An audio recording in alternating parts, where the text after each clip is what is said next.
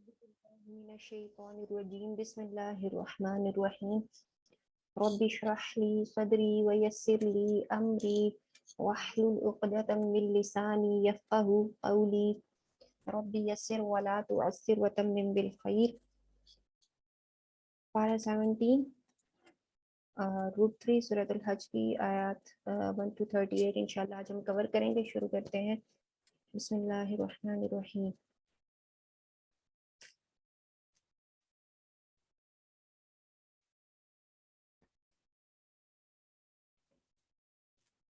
या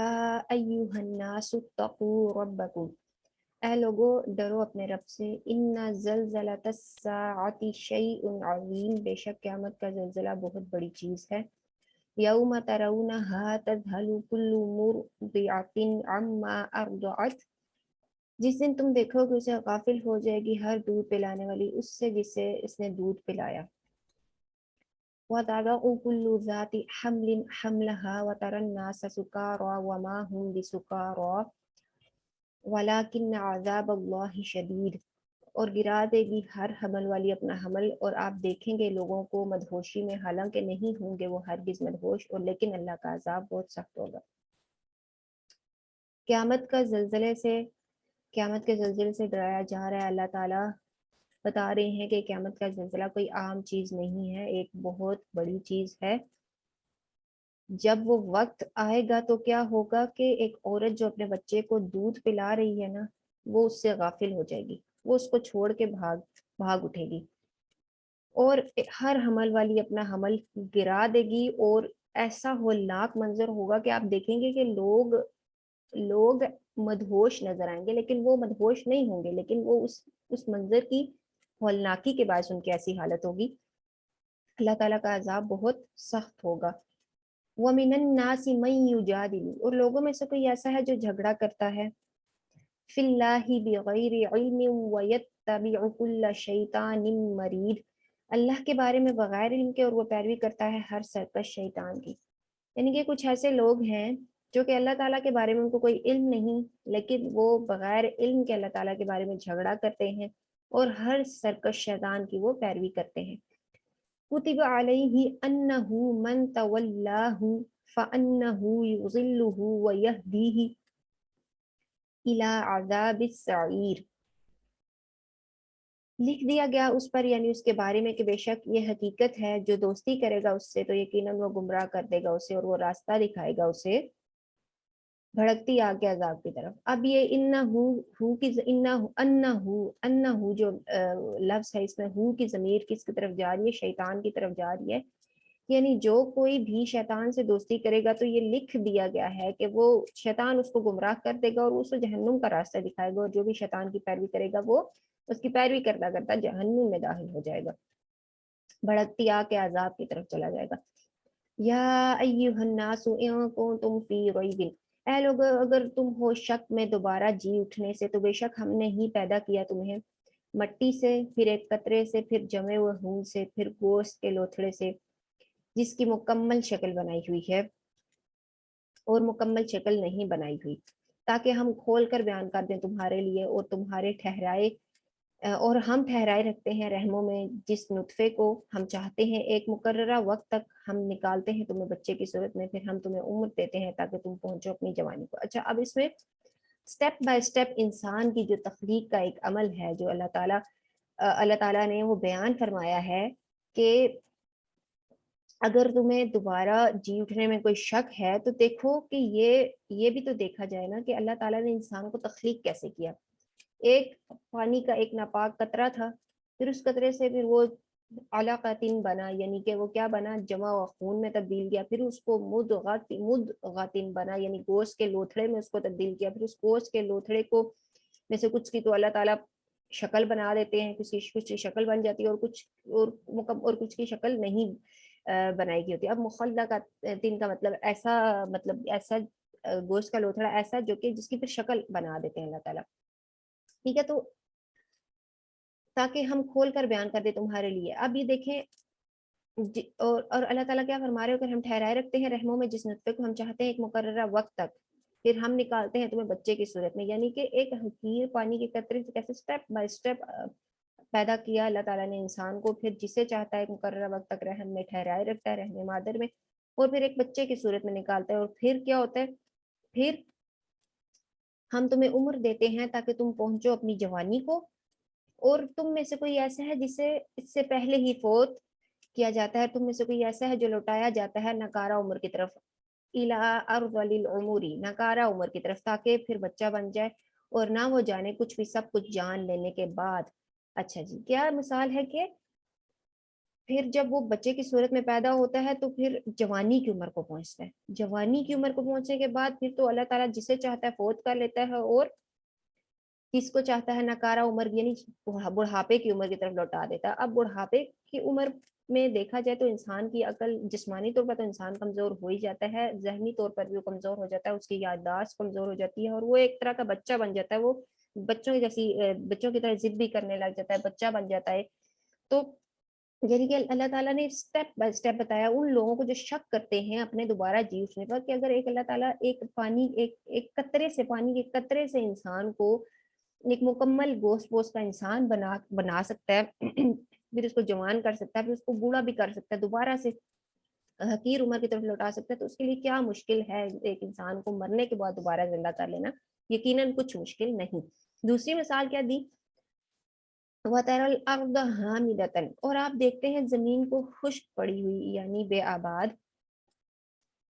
فَإِذَا أَنزَلْنَا عَلَيْهَا الْمَاءَ اهْتَزَّتْ وَرَبَتْ وَأَنبَتَتْ مِن كُلِّ زَوْجٍ بَهِيجٍ۔ کیا لکھا ہے کہ پھر جب ہم نازل کرتے ہیں اس پر پانی تو وہ لہلہاتی ہے اور ابھرنے لگتی ہے اور اگاتی ہے ہر قسم کی بارونق چیزیں، یعنی کہ زمین بنجر تھی، ایسا مردہ زمین تھی، اللہ تعالیٰ نے اس پر پانی نازل فرمایا، جب پانی اس پر گرا، بارش ہوئی تو وہ لہلہانے لگی، وہ ابھرنے لگی، اور ہر قسم کی بارونق چیزیں، ہر قسم کی سبزیاں، ہر قسم کے پھل، ہر قسم کے رنگ برنگے پودے، ہر طرح کی نباتات اللہ تعالیٰ نے اس زمین پر اگا دی۔ یعنی کہ ایک مردہ چیز تھی نا، مردہ تھی نا زمین، تو اس کو اللہ تعالیٰ نے زندہ کر دیا۔ تو ایسے ہی ایک انسان جب مر جائے گا تو اس کے بعد اللہ تعالیٰ اس کو دوبارہ زندہ کرنے پر قادر ہے۔ ذالک بأن اللہ هو الحق وأنه يحيي الموتى وأنه على كل شيء قدیر، یعنی کہ ان دونوں مثالوں کو بیان کرنے کا مقصد کیا ہے؟ یہ اس وجہ سے ہے کہ بے شک اللہ ہی حق ہے، اور اس لیے کہ بے شک وہی زندہ کرتا ہے مردوں کو، اور اس لیے کہ بے شک وہ ہر چیز پر قادر، خوب قدرت رکھنے والا ہے۔ ان دونوں مثالوں سے اللہ نے واضح کر دیا کہ اللہ تعالیٰ کو انسان کے مرنے کے بعد اس کو دوبارہ زندہ کرنا اللہ تعالیٰ کے لیے کچھ مشکل نہیں۔ وَأَنَّ السَّاعَةَ آتِيَةٌ لَا رَيْبَ فِيهَا وَأَنَّ اللَّهَ يَبْعَثُ مَن فِي الْقُبُورِ، اور اس لیے کہ بے شک قیامت آنے والی ہے، کوئی شک نہیں اس میں، اور اس لیے کہ بے شک اللہ دوبارہ اٹھائے گا ان لوگوں کو جو قبروں میں ہیں، یعنی کہ قیامت کے آنے میں کوئی شک نہیں، اور جو قبروں میں ہیں ان کو اللہ تعالیٰ دوبارہ ضرور اٹھائے گا۔ وَمِنَ النَّاسِ مَن يُجَادِلُ فِي اللَّهِ بِغَيْرِ عِلْمٍ وَلَا هُدًى وَلَا كِتَابٍ مُنِيرٍ، اور لوگوں میں سے کوئی ایسا ہے جو جھگڑا کرتا ہے اللہ کے بارے میں بغیر کسی علم کے، اور بغیر کسی ہدایت کے، اور بغیر کسی روشن کتاب کے، یعنی اس جھگڑا کرنے والے کا حال یہ ہے کہ نہ اس کے پاس کوئی علم ہے، نہ کوئی ہدایت ہے، اور نہ ہی کوئی روشن کتاب ہے جس کے ذریعے سے وہ اپنے دلائل پیش کر سکے۔ ثانی عطفہ لیضل عن سبیل اللہ، اچھا اس حال میں کہ موڑنے والا ہوتا ہے اپنا پہلو تاکہ وہ گمراہ کر دے اللہ کے راستے سے، اس لیے کہ اس کے لیے دنیا میں رسوائی ہے، اور ہم چکھائیں گے اسے قیامت کے دن جلانے والا یعنی آگ کا عذاب۔ یعنی کہ اس کا عالم تو یہ ہے کہ وہ خود بھی اپنا پہلو موڑتا ہے، اور اس کا مقصد یہ ہوتا ہے کہ وہ لوگوں کو اللہ کے راستے سے گمراہ کر دے۔ ایسے لوگوں کے لیے کیا ہے، دنیا میں تو رسوائی ہے ہی، قیامت کے دن بھی ان کے لیے جلانے والا یعنی آگ کا عذاب ہے۔ ذالک بما قدمت یداک وان اللہ لیس بظلام للعبید، یعنی کہ یہ سب اس کے اپنے ہاتھوں کی کمائی ہے، یہ اس وجہ سے ہے جو آگے بھیجا تیرے ہاتھوں نے، اور یہ کہ بے شک اللہ ہرگز نہیں ہے ظلم کرنے والا بندوں پر۔ یہ سب اس کے اپنے ہاتھوں کی کمائی ہے، اس کا اپنے کفر کا نتیجہ، لوگوں کو اللہ کے دین سے روکنے کا نتیجہ ہے کہ اللہ تعالیٰ اس کو آگ کے عذاب دے گا. یعنی اللہ تعالیٰ بلا وجہ کسی پر اپنے بندوں پر ظلم نہیں کرتا. یہ انسان جو اپنے ہاتھوں آگے بھیجے گا اسی کی بنا پر اس کا فیصلہ کیا جائے گا, اس کے لیے جنت اور جہنم کا فیصلہ کیا جائے گا. وَمِنَ النَّاسِ مَن يَعْبُدُ اللَّهَ عَلَى حَرْفٍ, اور لوگوں میں سے کوئی ایسا ہے جو عبادت کرتا ہے اللہ کی ایک کنارے پر. فَإِنْ أَصَابَهُ خَيْرٌ فَإِنْ أَصَابَهُ خَيْرٌ, پھر اگر پہنچے اسے کوئی بھلائی تو مطمئن ہو جاتا ہے اس پر, اور اگر پہنچے اسے کوئی آزمائش تو پھر الٹا پھیر جاتا ہے اپنے منہ کے بل. اسے نقصان اٹھایا دنیا اور آخرت کا, یہی واضح خسارہ ہے. یعنی ایسے شخص کا حال کیا ہے کہ جب تک تو اسے کوئی بھلائی پہنچتی رہتی ہے تو وہ مطمئن رہتا ہے, لیکن جب اسے کوئی آزمائش پہنچتی ہے تو وہ الٹا پھر جاتا ہے منہ کے بل. اب اس میں نا عرب کے کچھ نو مسلموں کا بھی کے لیے بھی ہو سکتی ہے آیت کہ وہ ان کا یہ تھا کہ جب تب تک ان کو بھلائی ملتی رہی, کوئی اچھی ان کے لیے آسانیاں آتی رہتی تو وہ مطمئن رہتے, لیکن جب کوئی آزمائش آتی تو وہ کہتے ہیں یہ دین اچھا نہیں ہے. تو ایسے ہی شخص کی بات ہے جو کہ مسلمان ہے لیکن وہ شک اور تذبذب کا شکار رہتا ہے, متذبذب رہتا ہے. وہ کہتا ہے کہ جب تک اس کو کوئی بھلائیاں ملتی رہتی ہیں تو وہ تو مطمئن رہتا ہے, لیکن جب کوئی آزمائش آتی ہے تو وہ الٹا پھر جاتا ہے اپنے منہ کے بل. اس نے نقصان اٹھایا دنیا اور آخرت کا, یہی واضح خسارہ ہے. يَدْعُو مِن دُونِ اللَّهِ مَا لَا يَضُرُّهُ وَمَا لَا يَنفَعُهُ ذَلِكَ هُوَ الضَّلَالُ الْبَعِيدُ, وہ پکارتا ہے اللہ کے سوا اسے جو نہ تو نقصان پہنچا سکتا ہے اسے اور جو نہ نفع دے سکتا ہے اسے, یہی دور کی گمراہی ہے. یعنی اس میں کچھ لوگ ایسے بھی ہیں جو شرک کرتے ہیں اللہ کے علاوہ دوسروں کو پکارتے ہیں, ایسوں کو پکارتے ہیں جو نہ ان کو نقصان پہنچا سکتے نہ ہی ان کو نفع دے سکتے ہیں, اور یہ دور کی گمراہی ہے. يَدْعُو لَمَن ضُرَّهُ أَقْرَبُ مِن نَفْعِهِ, وہ پکارتا ہے یقیناً اسے جو کہ اس کا نقصان زیادہ قریب ہے اس کے نفع سے. بلا شبہ وہ برا دوست اور یقیناً برا ساتھی ہے. یعنی کہ اب جو لوگ بتوں کو پکارتے ہیں قیامت کے دن وہ کیا کہیں گے کہ قیامت کے دن وہ اس چیز پر افسوس کریں گے کہ انہوں نے ان بتوں کو کیوں پکارا, کیونکہ بلا شبہ وہ بت جن کو وہ اللہ کو چھوڑ کر پکارتے نہ ہی وہ ان کے کسی نفع کے اوپر قادر ہے, نہ ہی ان کو نقصان پہنچانے کا اختیار ان کے پاس ہے, بلکہ وہ تو اللہ تعالیٰ ان لوگوں سمیت ان بتوں سمیت ان لوگوں کو جہنم کی آگ میں پھینک دے گا جو کہ اللہ کو چھوڑ کر جو لوگ ان بتوں کی عبادت کرتے تھے. اس لیے کہا گیا بلا شبہ وہ برا دوست اور یقیناً برا ساتھی ہے. یعنی ایسے ساتھی کا دوست تو وہ ہوتا ہے جو کہ مصیبت کے وقت میں کام آئے. اب مشرکوں کا یہ قاعدہ ہے, یہ عقیدہ ہے, تھا اور آج بھی ہے کہ ان کے جو بت ہیں وہ اللہ کے سامنے ان کی سفارش کریں گے, ان کی شفاعت کریں گے, ان کو جہنم کے عذاب سے بچائیں گے, مدد کریں گے. لیکن قیامت کے دن ایسا نہیں ہوگا تو کیا ہے, بلا شبہ وہ برا دوست اور یقیناً برا ساتھی ہے. ان اللہ یدخل الذین آمنوا وعملوا الصالحات, بے شک اللہ داخل کرے گا ان لوگوں کو جو ایمان لائے اور انہوں نے نیک عمل کیا ہے, ایسے باغات میں کہ بہتی ہوں گی ان کے نیچے سے نہریں, بے شک اللہ کرتا ہے جو چاہتا ہے. اس کے برعکس اب ایمان لانے والوں کا تذکرہ کیا جا رہا ہے, مومنوں کی تسلی کے لیے کہا جا رہا ہے, فرمایا جا رہا ہے کہ جو لوگ ایمان لائے اور جنہوں نے نیک عمل کیے اللہ تعالیٰ ان کو ایسے باغات میں داخل کر دیں گے جن کے نیچے سے نہریں بہتی ہیں, اور اللہ تعالیٰ جو چاہتے ہیں وہ کرتے ہیں. من کان یظن ان لن ینصرہ اللہ فی الدنیا والآخرة فلیمدد بسبب الی السماء ثم لیقطع فلینظر هل یذہبن کیدہ ما یغیظ. جو شخص یہ گمان کرتا ہے کہ ہرگز نہیں مدد کرے گا اللہ اس رسول کی دنیا میں اور آخرت میں, تو چاہیے کہ وہ دراز کرے ایک رسی کو آسمان تک, پھر چاہیے کہ وہ کاٹ دے اسے, پھر چاہیے کہ وہ دیکھے کیا واقعی لے جاتی ہے اس کی تدبیر اس چیز کو جو غصہ دلاتی ہے. یعنی کہ ایک ایسا شخص جس کو یہ لگتا ہے کہ اللہ تعالیٰ نبی پاک صلی اللہ علیہ وسلم حضرت محمد صلی اللہ علیہ وسلم کی مدد نہیں کریں گے دنیا اور آخرت میں, تو پھر وہ جب وہ دیکھتا ہے کہ اللہ کے رسول حضرت محمد صلی اللہ علیہ وسلم کو اللہ تعالیٰ نے عزت بخشی ہے, ان کی مدد کر رہے ہیں اللہ تعالیٰ، اس کو غصہ آتا ہے، غضب آتا ہے، تو اللہ تعالیٰ ایسے شخص کے بارے میں کیا کہہ رہے ہیں کہ اس کو چاہیے کہ وہ ایک رسی کو آسمان تک لے جائے، اگر وہ کر سکتا ہے تو آسمان پہ چڑھ جائے اور وہ وہی کا سلسلہ جو آ رہا ہے نبی پاک صلی اللہ علیہ وسلم کے لیے اس کو منقطع کر دے، اگر وہ ایسا کر سکتا ہے،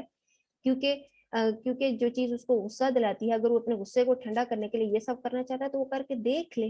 کیونکہ وہ ایسا نہیں کر سکتا۔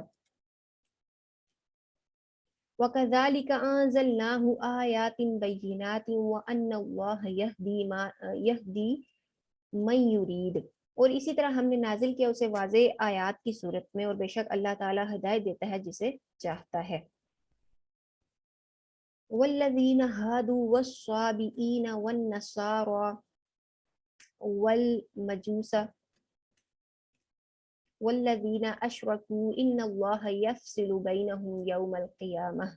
یعنی کہ جو لوگ یہودی، عیسائی، بے دین لوگ، نصارہ اور مجوسی یہ سب بن گئے اور جنہوں نے شرک کیا، اللہ تعالیٰ ان کے درمیان قیامت کے دن فیصلہ کر دے گا۔ یعنی کہ اس کا مطلب یہ نہیں، یہ تو اللہ تعالیٰ نے قرآن پاک میں بتایا ہوا ہے کہ حق دین کون سا ہے، یقیناً حق دین دین اسلام ہی ہے، اور اس پر چلنے والا یعنی کہ نبی پاک صلی اللہ علیہ وسلم کی پیروی کرنے والا ہی کامیاب ہے۔ لیکن ایسے لوگ جو آپس میں اختلاف رکھتے ہیں تو اللہ تعالیٰ قیامت کے دن کو فیصلہ ان کے درمیان فیصلہ کر دے گا۔ بے شک اللہ تعالیٰ ہر چیز پر گواہ ہے۔ الم تر ان اللہ یسجد له من فی السماوات ومن فی الارض والشمس والقمر والنجوم والجبال والشجر والدواب وكثير من الناس وكثير حق علیہ العذاب۔ اچھا، اس میں کہا جا رہا ہے ہر ایک سجدہ کرتا ہے اسی کو جو آسمانوں میں ہے۔ اچھا، کیا نہیں دیکھا آپ نے کہ بے شک اللہ ہر ایک سجدہ کرتا ہے اسی کو جو آسمانوں میں ہے اور جو زمین میں ہے، اور سورج اور چاند اور ستارے اور پہاڑ اور درخت اور چوپائے اور بہت سے لوگوں میں سے بھی، اور بہت وہ ہیں کہ ثابت ہو گیا اس پر عذاب۔ اب اس میں اللہ تعالیٰ یہ بتا رہے ہیں کہ زمین و آسمان میں جو کچھ ہے وہ اللہ تعالیٰ کو سجدہ کرتا ہے، اللہ تعالیٰ ہی کو سجدہ کرتا ہے۔ اب اس میں سورج، چاند اور ستاروں کا الگ سے ذکر اس لیے کیا گیا کہ مشرکین ان کی اللہ تعالیٰ مشرکین نے ان کو اللہ تعالیٰ کے ساتھ شریک ٹھہرایا ہوا تھا نا، وہ اللہ تعالیٰ کے وہ اللہ تعالیٰ کے ساتھ ان کو شریک کرتے تھے، ان کی عبادت کرتے تھے، تو ان کا الگ سے ذکر اس لیے کیا گیا کہ تم ان کی مجھے چھوڑ کر، یعنی اللہ فرما رہے کہ مجھے چھوڑ کر ان کی عبادت کیوں کرتے ہو، کہ یہ تو یہ سورج چاند ستارے بھی مجھے ہی سجدہ کر رہے ہیں، یہ تو میرے ہی فرمانبردار اور میرے تابع ہیں، تو ان کو چھوڑ کر، مقصد یہ ہے کہ یہ بتانے کا کہ ان کو چھوڑ کر تم صرف ایک اللہ کے آگے سجدہ کرو، اور جسے ذلیل کرے تو نہیں اس کو کوئی عزت دینے والا، بے شک اللہ کرتا ہے جو چاہتا ہے۔ یہ دو جھگڑنے والے گروہ ہیں، انہوں نے جھگڑا کیا اپنے رب کے بارے میں، تو وہ لوگ جنہوں نے کفر کیا کاٹے جائیں گے ان کے لیے آگ کے کپڑے، انڈیلا جائے گا ان کے سروں کے اوپر سے کھولتا ہوا پانی۔ اب یہ ان لوگوں کا ذکر ہو رہا ہے، یعنی کہ اس میں دو گروہوں سے مراد مسلمان اور کفار ہو سکتے ہیں، یہ دونوں رب کے بارے میں جھگڑا کرتے ہیں۔ مسلمان تو کہتے ہیں کہ اللہ تعالیٰ ایک ہے، واحد ہے، وہی ہمارا رب ہے، اور جو کفار ہیں وہ شریک جو ان کے معبود ہیں وہ ان کو اللہ تعالیٰ کے ساتھ شریک کرتے ہیں۔ تو جو کافر ان کا کیا انجام ہوگا؟ تو جو لوگ جنہوں نے کفر کیا ان کے لیے ایک تو آگ کے کپڑے کاٹے جائیں گے، اور ان پر گرم پانی، یعنی حمیم الحمیم جو گرم پانی ہے ان کے سروں پر وہ کھولتا ہوا پانی انڈیلا جائے گا، اور وہ پانی ایسا ہوگا کہ پگھلا دیا جائے گا اس کے ذریعے جو ان کے پیٹوں میں ہے، اور ان کے چمڑے بھی، یعنی وہ ایسا پانی ہوگا کہ اس سے وہ ان کے پیٹوں میں جو کچھ ہے سب پگھل جائے گا، اور ان کے چمڑے بھی پگھل جائیں گے، اور ان کے لیے ہتھوڑے ہوں گے لوہے کے، یعنی کہ لوہے کے ہتھوڑے ہوں گے۔ یہ سب قیامت یہ ہولناک ہے، قیامت میں جو عذاب جہنم میں جو عذاب جہنمیوں کو دیا جائے گا اس کا ذکر کیا جا رہا ہے یہاں پر۔ کلما ارادوا ان یخرجوا منها من غم اعیدوا فیہا۔ اب کیا ہے کہ جب کبھی وہ ارادہ کریں گے کہ وہ نکلے اس آگ سے غم اور گھٹن کی وجہ سے، واپس لوٹا دیے جائیں گے اس میں، اور کہا جائے گا چکھو جلنے کا عذاب، کیونکہ قیامت جب آئے گی تو ایک وقت آئے گا موت کو ایک مینڈے کی صورت میں موت دے دی جائے گی، یعنی موت وہاں پر موت نہیں آئے گی، پھر وہ چاہیں گے کہ وہ اس عذاب سے نکلیں تو غم اور گھٹن اور تکلیف کی وجہ سے تو واپس اس عذاب میں لوٹا دیے جائیں گے، اور کہا جائے گا چکھو جلنے کا عذاب بوجہ یہ کیوں؟ ان کے کفر کی وجہ سے۔ ان اللہ یدخل الذین آمنوا وعملوا الصالحات جنات تجری من تحتها الانہار یحلون فیہا من اساور من ذهب ولؤلؤا ولباسهم فیہا حریر۔ اب کہا جا رہا ہے کہ جن لوگوں نے اس کے باعث مومنوں کی تسلی کے لیے جہاں پر بھی جہنم کا ذکر ہے نا، عذاب کا ذکر ہے، اس کے بعد فوراً بعد مومنوں کی تسلی کے لیے جنت کا ذکر کر دیا جاتا ہے کہ جنہوں نے ایمان لایا، نیک عمل کیے، وہ جنت میں جائیں گے۔ اور جنت میں کیا ہوگا؟ ان کو سونے کے کنگن پہنائے جائیں گے اور موتیوں کے، اور ان کا لباس اس میں ریشم ہوگا۔ وَهُدُوا إِلَى الطَّيِّبِ مِنَ الْقَوْلِ، اور وہ ہدایت دیے گئے دنیا میں پاکیزہ بات توحید کی طرف۔ وَهُدُوا إِلَى صِرَاطِ الْحَمِيدِ، اور وہ ہدایت دیے گئے تعریفوں والے رب کے راستے کی طرف۔ اب یہاں پر پاکیزہ بات توحید سے توحید بھی مراد، اور اس کے علاوہ یعنی کہ وہ وہاں پر ان کو صرف اچھی بات سننے کو ملے گی، پاکیزہ بات سننے کو ملے گی، کسی قسم کی لغو بات، کسی قسم کی غلط بےہودہ باتیں وہ وہاں پر نہیں سنیں گے۔ ان الذین کفروا ویصدون عن سبیل اللہ، بے شک وہ لوگ جنہوں نے کفر کیا اور وہ روکتے ہیں اللہ کے راستے سے اور حرمت والی مسجد سے، وہ جو ہم نے بنایا اسے لوگوں کے لیے برابر مقیم ہو اس میں، اور یا باہر سے آنے والے ہو، اور جو ارادہ کرے اس میں کج روی کا ظلم کے ساتھ، تو ہم مزہ چکھائیں گے اسے دردناک عذاب سے۔ اب اس میں کہا جا رہا ہے کہ جو لوگ اللہ تعالیٰ کے راستے اور حرمت والی مسجد یعنی کہ بیت اللہ اس سے روکتے ہیں، کیونکہ اب دیکھیں جو بیت اللہ ہے نا، وہ سب مسلمانوں کے لیے، چاہے وہ وہاں کے مکہ کے رہائشی ہیں یا نہیں ہیں، وہ سب کے لیے برابر ہے۔ وہاں سے ادھر جا کر ان کو مسلمانوں کی عبادت کرنے سے کوئی بھی روک نہیں سکتا، چاہے وہ شخص کہیں کا بھی رہنے والا ہو۔ تو اگر کوئی ایسا کرے گا تو اس کے لیے کیا ہے، اور آگے کا جو ارادہ کرے اس میں کج روی کا ظلم کے ساتھ، یعنی کسی قسم کا بھی کج روی کا، کسی قسم کا بھی ظلم کے ساتھ وہاں پر کوئی ارادہ کرے گا تو اس کے لیے دردناک عذاب ہے۔ اور جب ہم نے مقرر کر دی ابراہیم کے لیے بیت اللہ کی جگہ، اور اسے حکم دیا کہ نہ تو شریک ٹھہرا میرے ساتھ کسی کو، اور تو پاک کر میرے گھر کو طواف کرنے والوں کے لیے، اور قیام کرنے والوں، رکوع کرنے والوں، اور سجدہ کرنے والوں کے لیے۔ اب ذکر کیا جا رہا ہے کہ جب اللہ تعالیٰ نے حضرت ابراہیم علیہ السلام کو بتا دیا کہ کون سی جگہ بیت اللہ کی جگہ مقرر کرتی ہے، کون سی جگہ پر بیت اللہ بنے گا، کعبہ بنے گا، پھر اللہ تعالیٰ نے کیا حکم دیا کہ تو شریک ٹھہرا میرے ساتھ کسی کو، اور تو پاک کر میرے گھر کو طواف کرنے والوں کے لیے۔ اچھا، اب یعنی کہ جب بیت اللہ کی جگہ مقرر کر دی تو ساتھ ہی یہ بھی حکم دے دیا کہ یہ اس جگہ پر کسی قسم کے بتوں کی عبادت نہیں ہوگی، کسی قسم کا شرک نہیں ہوگا، بلکہ صرف اللہ تعالیٰ کی عبادت ہوگی۔ اور اس گھر کو ہر صاف رکھنا ہے کس کے لیے؟ طواف کرنے والوں کے لیے، قیام، رکوع اور سجدہ کرنے والوں کے لیے۔ وَأَذِّن فِي النَّاسِ بِالْحَجِّ يَأْتُوكَ رِجَالًا وَعَلَى كُلِّ ضَامِرٍ يَأْتِينَ مِنْ كُلِّ فَجٍّ عَمِيقٍ، اور تو اعلان کر دے لوگوں میں حج کا، اور وہ آئیں گے تیرے پاس پیدل اور ہر دبلے پتلے اونٹ پر سوار ہو کر، اور وہ اونٹ آئیں گے ہر دور دراز راستے سے، یعنی کہ اب لوگوں میں حج کا اعلان کر دے، وہ پیدل آئیں گے، اور ہر لاغر یعنی کہ دبلے پتلے اونٹ پر بھی آئیں گے، اور ہر دور دراز راستے سے وہ اونٹ آئیں گے، تاکہ وہ حاضر ہوں اپنے دین و دنیا کے فوائد میں، اور ذبح کے وقت وہ اللہ کے نام کا ذکر کریں۔ یعنی کہ اب اس میں دین و دنیا کے فوائد دونوں ہیں نا۔ دینی فوائد تو یہ ہیں کہ وہ جب وہ حج کریں گے، حج ایک افضل عبادت ہے، وہ کریں گے تو اس کو اللہ تعالیٰ کی مناسک حج کرنے والے اللہ تعالیٰ کی رضا خوشنودی بھی حاصل ہوگی۔ دنیاوی فوائد میں تجارت آ جاتی ہے کہ وہ جو تجارت بھی وہاں پہ کر سکتے ہیں، اور ذبح کے وقت وہ اللہ کے نام کا ذکر کریں، یعنی جو بھی قربانی کریں تو وہ اللہ تعالیٰ کا نام لیں۔ فی ایام معلومات علی ما رزقہم من بہیمۃ الانعام، چند معلوم دنوں میں ان پر جو اس نے دیے انہیں پالتو چوپاؤں میں سے، تو کھاؤ ان میں سے تم بھی، اور کھلاؤ بھوکے تنگ دست محتاج کو۔ اب اس میں یعنی جو قربانی جو کرو تم تو اس میں سے خود بھی کھاؤ، اور کس کو کھلاؤ؟ البائس الفقیر، ہر بھوکے تنگ دست محتاج کو بھی کھلاؤ۔ پھر چاہیے کہ وہ دور کرے اپنا میل کچیل، اور چاہیے کہ وہ پورا کرے اپنی نظروں کو، چاہیے کہ طواف کریں قدیم گھر کا، کہ وہ طواف کرے قدیم گھر کا۔ اب اس میں میل کچیل دور کرے سے مراد یہ کہ جو اس حج کے دوران جن چیزوں کے ممانعت یعنی ناخن نہیں کاٹ سکتے، بال نہیں ترا سکتے، تو وہ جب حج کر لیں، قربانی کر لیں، تو اس کے بعد کیا کریں، وہ اپنے ناخن کاٹ لیں، اپنے بال وغیرہ تراش لیں، حرام کھول لیں. تو اور دوسری بات اور چاہیے کہ وہ پورا کریں اپنی نظروں کو. احمال کو چہل سے مراد یہ بڑے ہوئے ناخن اور سر کے سے مراد یہی ہے کہ وہ اپنے ناخن تراش لیں. اور چاہیے کہ وہ پورا کرے اپنی نظروں کو، یعنی کہ جس طرح کچھ لوگ نظر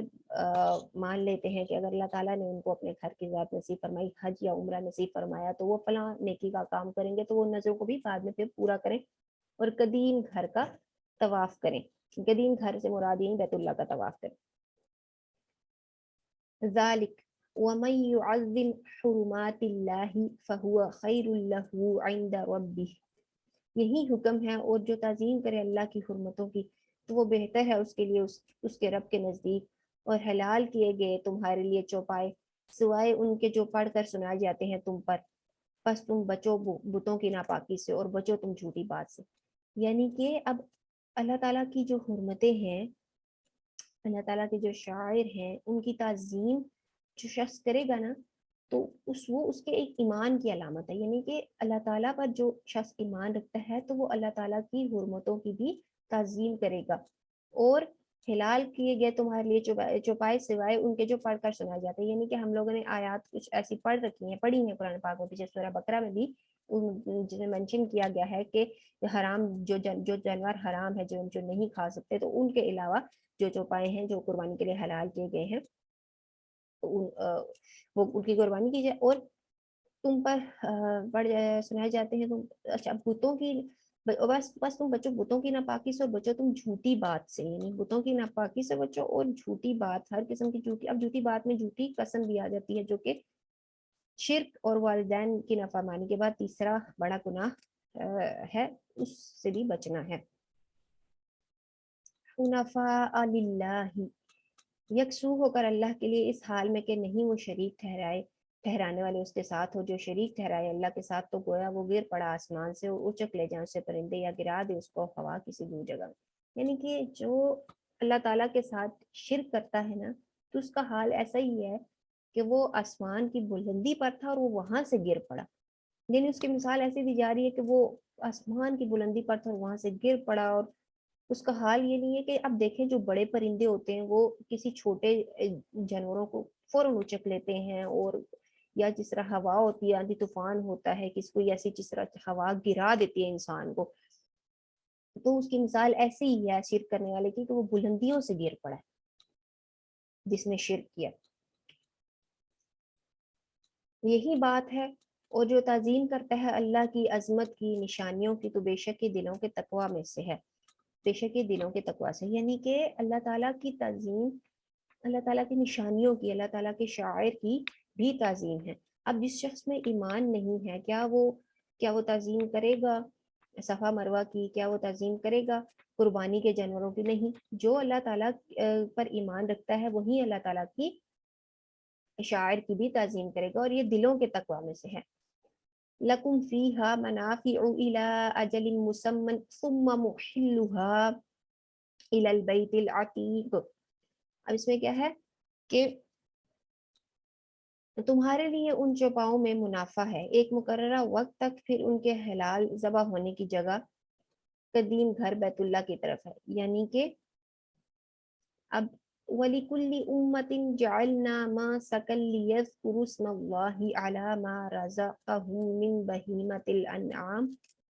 اور ہر امت کے لیے ہم نے مقرر کی ہے قربانی تاکہ وہ ذکر کریں اللہ کے نام کا ان پر جو اس نے دیے انہیں پالتو چوپاؤں میں سے. پس تمہارا معبود ایک معبود ہے،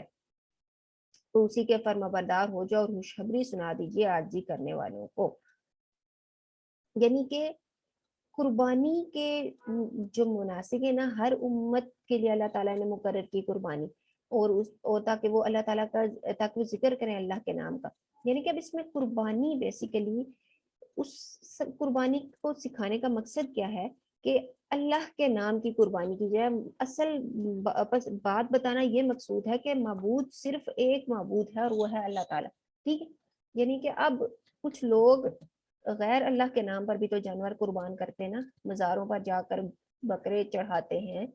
تو وہ کیا کرتے ہیں پھر وہ، یعنی کہ وہ اللہ تعالیٰ کے ساتھ شرک کر رہے ہیں نا. وہ غیر اللہ کے نام پر قربانی کر رہے ہیں. تو بے شک اصل قربانی کی روح کیا ہے؟ قربانی یہ ہے کہ جو بھی قربانی کی جائے گی وہ اللہ کے نام کی جائے گی, اور اللہ تعالیٰ کے نام کے ساتھ جو قربانی کی جا رہی ہے تو اس کا مقصد کیا ہے؟ اس پیچھے پس تمہارا معبود ایک معبود ہے, یعنی تو اسی کے فرما بردار ہو جاؤ, اور جو بھی تمہارا عمل ہے نا, وہ قربانی ہے, روزہ ہے, نماز ہے, حج ہے, زکوٰۃ ہے, وہ سب اللہ تعالیٰ ہی کے نام کے ہونے چاہیے, اور اللہ تعالیٰ ہی کے لیے ہوں گے. اور خوشخبری سنا دیجیے عاجزی کرنے والوں کو, وہ لوگ جب ذکر کیا جائے اللہ کا ڈر جاتے ہیں ان کے دل, اور صبر کرنے والے ہیں اس تکلیف پر جو پہنچے انہیں, اور نماز قائم کرنے والے ہیں, اور اس میں سے جو ہم نے رزق دیا انہیں وہ خرچ کرتے ہیں. کون ہے المخبتین؟ جب اللہ کا ذکر کیا جائے تو ان کے دل ڈر جاتے ہیں, ان کے دل ڈر جاتے ہیں, اور کیا؟ صبر کرنے والے ہیں, تکلیف پر صبر کرنے والے ہیں, یہ ان کی دوسری نشانی. اللہ کے ذکر پر ان کا دل ڈر جاتا ہے, تکلیف پر صبر کرتے ہیں, اور نماز قائم کرنے والے ہیں, نماز قائم کرتے ہیں, اور جو اللہ نے ان کو رزق دیا اس میں سے وہ خرچ کرتے ہیں. یہ ہیں 4 نشانیاں ان کی مخبتین کی 4 نشانیاں بیان کی گئی ہیں. ان کے لیے اللہ تعالیٰ خوشخبری سنا رہے ہیں, جنت کی خوشخبری. یعنی کہ ہمیں بھی پھر مخبتین میں شامل ہونا, تو ہمیں کیا کرنا ہے؟ جب اللہ ایسا ہمارے اندر اللہ کا ڈر ہو کہ جب اللہ کا ذکر کیا جائے تو ہمارے دل ڈر جائے, تکلیف پر ہم صبر کریں, اور نماز کسی حال میں نہ چھوڑیں, نماز قائم کریں, اور جو اللہ نے ہمیں رزق دیا اس میں سے اللہ کی راہ میں خرچ کریں. وَالْبُدْنَ جَعَلْنَاهَا لَكُمْ مِنْ شَعَائِرِ اللَّهِ لَكُمْ فِيهَا خَيْرٌ, اور قربانی کے اونٹ ہم نے بنایا انہیں تمہارے لیے اللہ کی عظمت کی نشانیوں میں سے, تمہارے لیے ان میں بہت بھلائی ہے. سو تم ذکر کرو اللہ کے نام کا ان پر قطار باندھے ہوئے, یعنی کھڑا کر کے ذبح کرو, اور پھر جب ان کے پہلو زمین پر گر پڑے اور ٹھنڈے ہو جائیں تو کھاؤ ان میں سے, اور تم کھلاؤ قناعت کرنے والے محتاج کو اور سوال کرنے والے محتاج کو. اسی طرح ہم نے تابع کر دیا ہے ان چوپاؤں کو تمہارے لیے تاکہ تم شکر کرو. اب اس میں جو قانے ہے نا, القانے, اس کا مطلب ہے ایسا محتاج جو مانگتا نہیں ہے, ٹھیک ہے, اور المعتر سے مراد ایسا محتاج ہے جو سوال کرتا ہے, ٹھیک ہے. تو اس قربانی میں سے خود بھی کھاؤ اور ان کو بھی کھلاؤ, ایسے محتاج کو بھی, ایسے محتاجوں 2 طرح کے جو بیان کیے گئے ہیں ان کو بھی کھلاؤ. کذالک سخرناها لکم لعلکم تشکرون,